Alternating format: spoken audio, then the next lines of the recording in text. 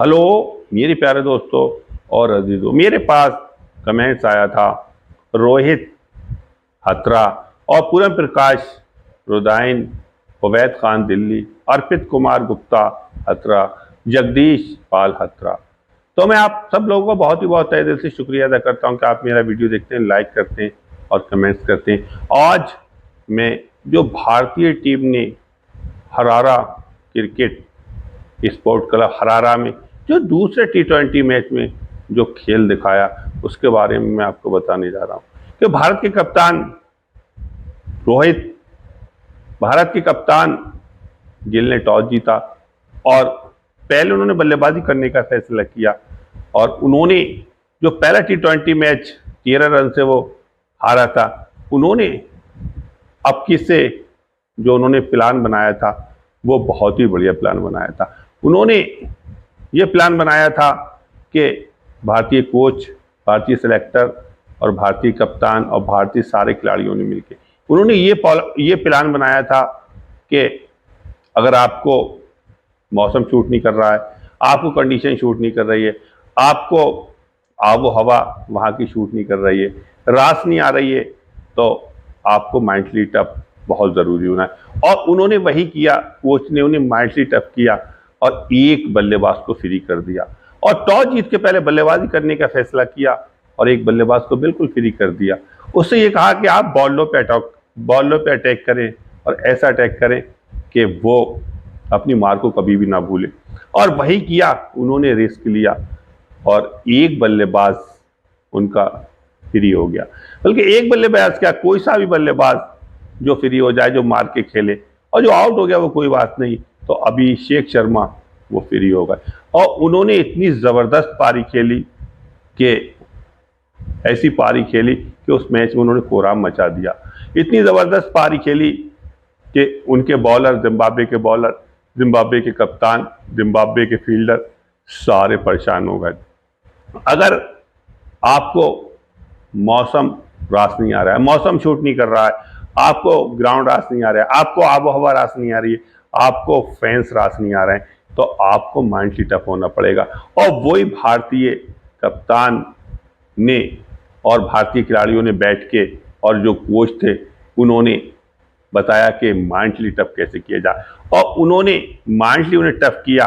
और आप अगर मेंटली टफ हैं तो कोई सी भी कंडीशन हो, आपको मौसम रास ना आ रहा हो, आपको आबो हवा रास नहीं आ रही हो, आपको पिच रास ना आ रही हो और आपको ग्राउंड रास नहीं आ रहा हो, तो आप किसी भी कंडीशन में, किसी भी हालत में अगर आप मेंटली टफ हैं तो आप अच्छा क्रिकेट खेल सकते हैं। और अगर आपको आबो हवा, पिच और ग्राउंड, फैंस और उसके अलावा जो दर्शक और माहौल, अगर आपको रास नहीं आ रहा है और अगर आप मेंटली भी टफ नहीं हो रहे हैं, तो आप वहाँ क्रिकेट में कभी कामयाब नहीं होंगे।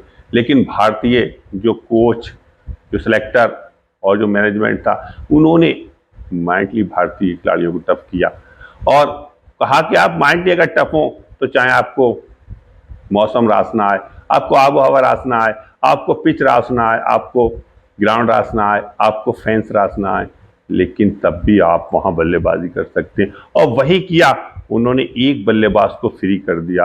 अब उसमें कोई भी बल्लेबाज फ्री हो जाए, लेकिन जो गिल थे वो जल्दी आउट हो गए। उसके बाद गिल के आउट होने के बाद भी उन्होंने कोई दबाव नहीं लिया। उन्होंने एक प्लान बना के आए थे, एक प्लानिंग थी कि हमें बॉलों पे अटैक शुरू करना है। जैसे कि रोहित शर्मा ने, उन्होंने ऑस्ट्रेलिया के खिलाफ किया था, जो कि 92 रन की पारी खेली थी, उन्होंने भी प्लान बनाया था, तब उन्हें पूरे बॉलों को डिसार कर दिया, ख़त्म कर दिया। बहुत ही ज़बरदस्त पारी खेली थी उन्होंने, रोहित शर्मा ने, जो ऑस्ट्रेलिया को ICC T20 वर्ल्ड कप में जो मैच हराया था, वही पारी खेली थी और उसी चीज़ को दोहराया भारतीय बल्लेबाजों ने। तो अभिषेक ने जो बल्लेबाजी की, तो जिम्बाब्वे बॉलरों का ऐसा उन्होंने फेटा लगाया कि वो उस मार को कभी नहीं भूलेंगे। पहला मैच वो 115 रन बनाए थे और 115 रन पे वो हार गए, 13 रन से मैच हार गए। और ये नहीं लग रहा था कि 115 रन भारतीय टीम नहीं बना पाई और 13 रन से हार गई, और वही टीम है जिसने कि 234 रन बनाए। इतनी जल्दी बदल जाना, इतनी जल्दी माहौल में ढल जाना, इतनी जल्दी माइंड को क्रिकेटिंग करना और इतनी जल्दी अपने माइंड को टफ करना। तो उन्होंने एक बल्लेबाज को फ्री किया, कोई भी फ्री हो जाए, लेकिन वहां अभिषेक शर्मा फ्री हो गए और अभिषेक शर्मा ने जो जिम्बाब्वे के बॉलर का फेटा लगाया, जो उनकी पिटाई की है, वो कभी भी उसे नहीं भूलेंगे। जब भी इस बात का जिक्र होगा, जब भी उस मैच का जिक्र होगा, जिम्बाब्वे के बॉलर, जिम्बाब्वे के कप्तान सिकंदर रजा और जिम्बाब्वे के दर्शक और जिम्बाब्वे के फैंस, उनके दिलों के तार हिलने लगेंगे, उनके दिलों के तार थरथराने लगेंगे। जब इस पारी का जब भी जिक्र किया जाएगा, वो कानों पे उंगली रखने लगेंगे और उनके दिलों के तार हिलने लगेंगे। इतनी जबरदस्त पारी खेली कि वो उस मार को कभी भी नहीं भूलेंगे। बहुत ही जबरदस्त पारी खेली और पूरे मैच के अंदर उन्होंने कोहराम मचा दिया। अभिषेक शर्मा ने जिस तरह से बल्लेबाजी की, बॉलों के अंदर एक खौफ, एक डर, एक दहशत पैदा कर दी और बॉलर उनके सामने बॉलिंग करने से घबरा रहे थे, कतरा रहे थे। उनके अंदर एक खौफ पैदा कर दिया था, एक डर पैदा कर दिया था, एक दहशत पैदा कर दी थी। इतनी जबरदस्त पारी खेली उन्होंने। 100 रन की पारी खेली 47 गेंदों में, जिसमें कि 7 चौके और 8 जबरदस्त छक्के लगाए। बहुत ही जबरदस्त बल्लेबाजी की, ऐसी बल्लेबाजी की कि ग्राउंड के अंदर उन्होंने, ऐसा लग रहा था कोई कलाकार आ गया है, कोई जादूगर आ गया है और नए नए करतब दिखा के दर्शकों के दिल जीत रहा है। बहुत ही जबरदस्त बल्लेबाजी। उसके अलावा गायकवाड़ ने भी बहुत ही बढ़िया 77 रन की पारी खेली और रिंकू सिंह ने भी बहुत ही जबरदस्त। तो ये सारी जो पारियां तीनों खेली गई, ये प्लानिंग बनाने के बाद खेली गई। वैसे ये पारी नहीं खेली गई, उन्हें ये प्लानिंग बनाने के बाद ही खेली गई कि बॉलरों को डिसाइड करना है, उन पे एक दहशत बिठाना है, उनको उन पे बल्लेबाजों को हावी होना है। आगे के लिए जो अभी और मैच रह गए हैं 3, उन मैचों में जो जिम्बाब्वे के बॉलर उन पे दबाव आ जाए और टीम पे दबाव आ जाए। बहुत ही जबरदस्त बल्लेबाजी की और एक ऐसा बॉलरों के अंदर खौफ और एक डर पैदा कर दिया, तो हो सकता है वो उस डर को और खौफ को कभी भी ना भूल पाए। बहुत ही जबरदस्त बल्लेबाजी की। अब देखना है ये कि 10 जुलाई को जो मैच खेला जाएगा, वो मैच T20 तीसरा मैच खेला जाएगा, उसमें उनके बॉलर किस तरह से बॉलिंग करते हैं, उनके अंदर कितना खौफ रहता है, अभी कितना खौफ और डर पैदा है। जो बल्लेबाजी की बहुत ही जबरदस्त अभिषेक शर्मा और गायकवाड़ और रिंकू सिंह ने, बहुत ही जबरदस्त। तो इससे अंदाजा लगता है कि भारतीय टीम हर कंडीशन में, हर माहौल में और हर ग्राउंड पे और हर जगह, हर मौसम में और हर पिच पे वो बहुत ही जल्दी ढल सकती है। जिस तरह से पहला मैच हारने के बाद 115 रन पे वो चेस न कर सके, उसे हारने के बाद और इतनी जल्दी मैच को बदल देना दूसरे T20 को और वो 100 रन से हराना, वो बहुत ही बड़ी बात। और क्रिकेट के अंदर अगर वापसी कर लेना, वो बहुत ही बड़ी बात। जो जीता वो सिकंदर, जो हारा वो पीछे रह गया। बहुत ही जबरदस्त बल्लेबाजी। तो ये सारी चीजें एक प्लानिंग के तहत थी। ये एक प्लानिंग बनाई थी भारतीय कोच, सेलेक्टर और उसके अलावा जो मैनेजमेंट थी, कप्तान सारों ने बैठ के बॉलरों पे अटैक किया जाए, इन्हें खत्म कर दिया, इन्हें डिसाइड कर दिया जाए। फिर जो खौफ है, जो डर है, वो बॉलरों के अंदर बैठ जाएगा, उनके अंदर एक दहशत पैदा हो जाएगी। फिर उसके सामने उन्हें बहुत ही दिक्कत होगी। अब देखना है कि तीसरा T20 मैच है, बॉलर किस तरह से बॉलिंग करते हैं भारतीय बल्लेबाजों के सामने।